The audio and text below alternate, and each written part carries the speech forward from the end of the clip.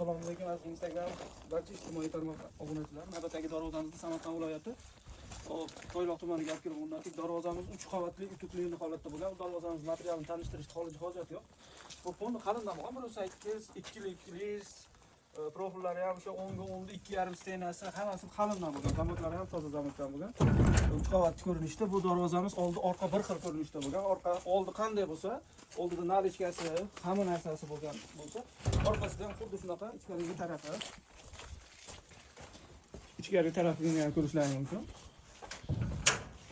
Oldi orqa bir xil darvozamiz. Nirjivikalari, nalichkalari, abnalichkasi 30 cm dan bo'lgan. Qo'llari ham bor, oldida ham, orqasida ham zamon, nirjivika, lazer, gipka hammasi ko'rishlaringiz mumkin. Chiroyli qilib akil o'rnatib berdik. Xudo xolasa egalariga yoqdi. Chiroyli qilib ertalab ham ancha ishladik. Bunga sovuq ham tushib ketdi, qor yog'ardi. Ertaga changi-panglari bo'lishi mumkin. Kimga shunaqa xizmatlarimiz kerak bo'ladigan bo'lsa, bemalol pastdagi nomerlarga murojaat qilishlaringiz mumkin. Tez va sifatli qilib olib borib o'rnatib beramiz.